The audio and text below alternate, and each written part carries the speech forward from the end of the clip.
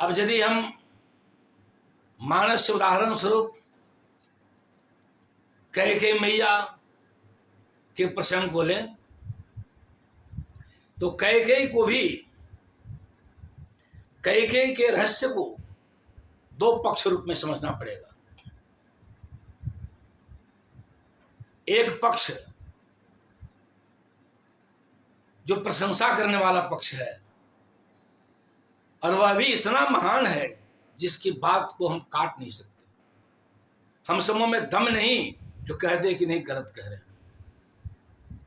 एक पक्ष इतना मजबूत है प्रशंसा वाला पक्ष, वहीं दूसरा पक्ष भी साधारण नहीं है। वह भी अपने आप में सर्वोच्च कोटि का संत है, जिससे भगवान खुद अपनी बराबरी का दर्जा देते हैं, बल्कि अपने से भी अधिक मानते हैं। तो वह पक्ष है जो कैकेयी की निंदा करता है। तो अब विचार करना होगा कि प्रशंसा करने वाला पक्ष और निंदा करने वाला पक्ष, इसके पीछे कारण क्या होता है। तुलसीदास कई प्रसंगों में इस सामाजिक परिवेश को देते गए। असल प्रशंसा कैकेयी की प्रशंसा करने वालों में सबसे मजबूती से खड़ा होते हैं राम, जिनकी बात को हम काट नहीं सकते, और निंदा करने में खड़ा होते हैं भरत, जिनके ज्ञान की महिमा का बखान राम करते हैं। भरत कहते हैं, यहां तक कह दिए कैकेयी के लिए कि जब तय कुमति कुमत जिय ठयऊ, खंड खंड हुई हृदय न गयऊ, बर मांगत मन भई नहीं पीरा, गरी न जी हम पर उन कीरा, भूप प्रतो तृतीति तोर किम किन्ही, मरण काल विधि मत हिर लिन्ही, जो हसी सो हसी मुँह मसिलाई, आंख उठ उठ बैठ हो जाए। यहां तक लगा कि भरत कहते कि जो हुआ सुआ मेरी आंख से ओझल हो जा तू। हंस बंस दशरथ जनक राम लखन से भाई, जननी तू जननी भई विदिशन कुछ न बसाई। वही प्रभु रामभद्र कहते हैं चित्रकूट में कि दोष दे जननी जड़ते, जिन सिद्धु साध सभा नहीं से, दोष दे जननी जड़ते, जिन गुरु साधु सभा नहीं से।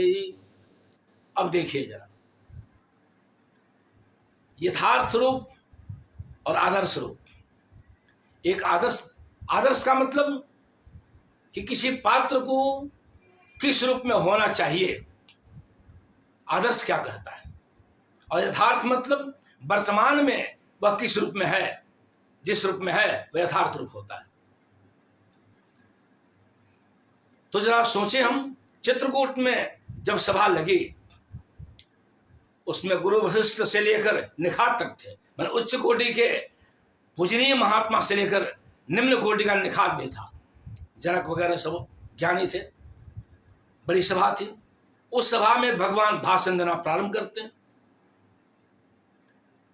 अब भगवान को तो मैया कैकेयी को उठाना था, कैकेयी की प्रशंसा करनी थी, लेकिन भगवान में ऐसी भावना बनी कि भाई कैकेयी की प्रशंसा, यहां जितने लोग हैं सब कैकेयी के निंदक हैं।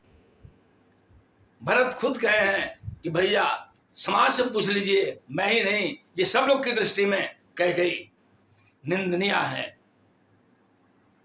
लेकिन भगवान सोच रहे हैं कि यदि मैं प्रारंभ करूं कैकेयी की प्रतिष्ठा से, उसकी बड़ाई से, उसे सम्मान देने से, तो हो सकता है लोग को अच्छा न लगे। इसलिए भगवान उस सभा में अपना भाषण प्रारंभ करते हैं चित्रकूट में, तो सबसे पहले बड़ाई भरत की करते हैं। और भरत की कुछ देर बड़ाई करने के बाद फिर अपनी कला का प्रदर्शन करते हुए, वक्तृत्व क्षमता का प्रदर्शन करते हुए कैकेयी की प्रशंसा पर आ जाते हैं। और उसी प्रवचन में कैकेयी की प्रशंसा के बाद फिर भरत की प्रशंसा करते हैं। प्रश्न हो सकता है कि पहले भरत की प्रशंसा, फिर कैकेयी की प्रशंसा, फिर भरत की प्रशंसा, आगे पीछे दोनों बार भरत की प्रशंसा क्यों? कि भगवान जान रहे थे कि सभा में जितने लोग हैं, यहां तक कि मुनि वशिष्ठ भी, इन सब लोगों की दृष्टि में मैया नीचे गिर चुकी है। इसलिए मैं यदि मैया की प्रशंसा, कैकेयी मैया की प्रशंसा से प्रारंभ करूं, लोग को अच्छा नहीं लगेगा। इसलिए अब सोचते हैं कि भरत की प्रशंसा मैं करूं। भरत की प्रशंसा करते करते भगवान खूब बड़ाई करते, भरत ज्ञानी है, भरत तपस्वी है, भरत साधक है, भरत और मुझ में कोई अंतर नहीं।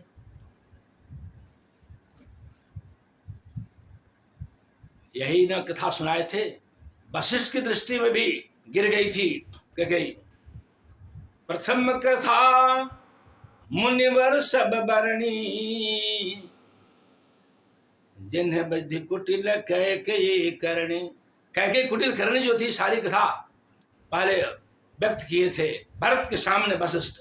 यानी वशिष्ठ की दृष्टि में भी भरत की मां कैकेयी निंदनीय बन गई थी। और सबसे ऊंचे पद पर वशिष्ठ, और सबसे नीचे पद वाला भी वहां था, निखाद राजगुह। तो निखाद राजगुह भी यही मानता था। वह भी कहा है निंदनीय, कैकेयी कुटिल मंदमती, कठिन कुटिलपन किन्ह, जहि रघुनंदन जानकहि, सुख अवसर दुख दन्ह। यानी निखाद राजगुह की दृष्टि में भी कुटिल ठहरी। भगवान सोच रहे हैं कि सबसे ऊपर वाला भी कुटिल मान रहा है, समाज के नीचे वाला भी कुटिल मान रहा है, मैं पहले प्रशंसा भरत की कर लूं। भरत की प्रशंसा खूब होने लगी, राम द्वारा तालियां बजने लगी। भरत ज्ञान महिमा जल राशि, मुनिमत तीर ठाड़े अभिलाषी। भरत भी अपना व्याख्यान दिए थे। उस समय जनक जैसे ज्ञानियों की बुद्धि अबला नारी की तरह परेशान थी कि इसके ज्ञान रूपी सागर का पार कैसे करें। राम भी बड़ाई करने लगे भरत की, इतना अच्छा भाई, मेरे समान भाई भरत, भरत ही मोहि कछु अंतर काऊ। खूब तालियां बजने लगी।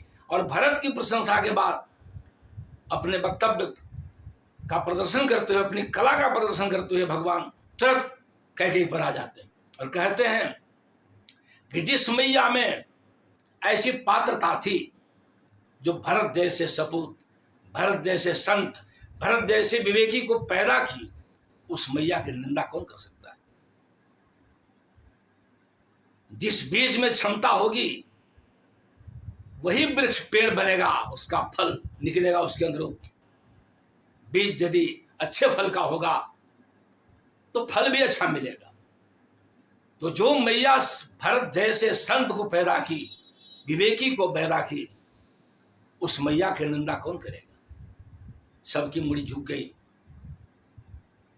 तर्क से भगवान कहे, भारत को पैदा करने वाली मैया कैकेयी, भला उससे महान कौन देवी हो सकती है। और फिर कैकेयी की प्रशंसा के बाद सोचे, और जब ये कह दिए चौपाई वहां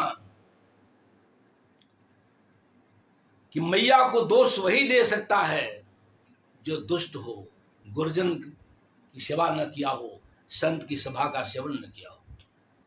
दोष देई जननी जड़ते, जड़ कहते हैं इस जननी को, दोष वही दे सकता है जो जड़ हो। दोष देई जननी जड़ते, जिन गुरु साधु सभा नहीं से। ऐसा वक्तव्य जब देते हैं कैकेयी को पुष्ट करने के लिए, तो फिर भगवान को लगा कि हाँ, तब तो भरत समझेगा कि मुझे जड़ कह रहे हैं। कि भरत बराबर दोष देखता है कैकेयी में और स्थापित किया है, खुलेआम बोला है, तो भरत को लगेगा कि भैया मुझे जड़ सिद्ध कर रहे हैं। इसलिए तुरंत फिर भरत की प्रशंसा शुरू कर दी। भरत की प्रशंसा करते कहे कि दो पक्ष होता है यहां भी। एक व्यक्ति सीधा सीधा अवलोकन करके बताता है, जो है सो कह देगा, उससे कुछ मतलब नहीं। और एक यदि उसके प्रेमी को कष्ट हो रहा है, अपना प्रियतम को कष्ट हो रहा है, उस विशोह में वह दुखी हो जाता है और सामने वाले को कुछ कह सकता है जो उसे कष्ट देने वाला है। इसलिए राम जब वक्तव्य दे रहे थे तो भरत भी प्रसन्न हो रहे थे कह के बड़ाई सुनकर।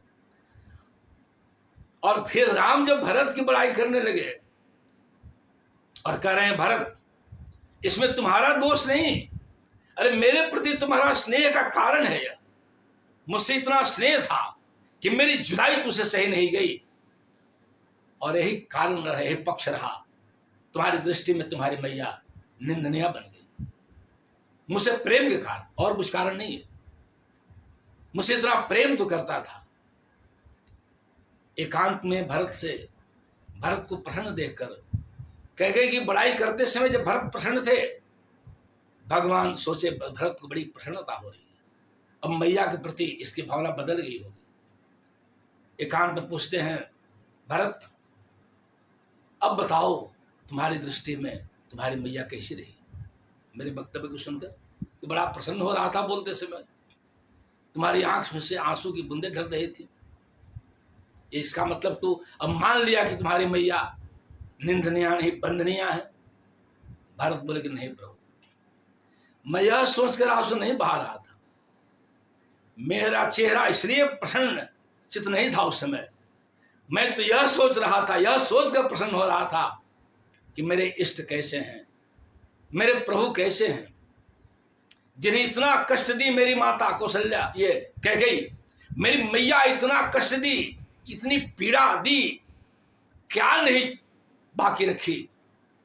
उस मैया की भी कितनी प्रशंसा कर रहे हैं। धन्य है प्रभु जो अपने पराये का भेदभाव भूलते हैं, सबको एक समान देखते हैं, कष्ट की कोई चिंता नहीं।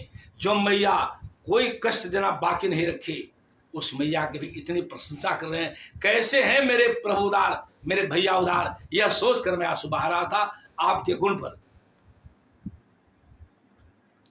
बस हो गई। भरत की दृष्टि इसलिए खराब हो गई थी अपनी मैया के प्रति कि राम का स्नेह वहां काम कर रहा था, राम से अलग कर रही थी कैकेयी। और भरत भी राम से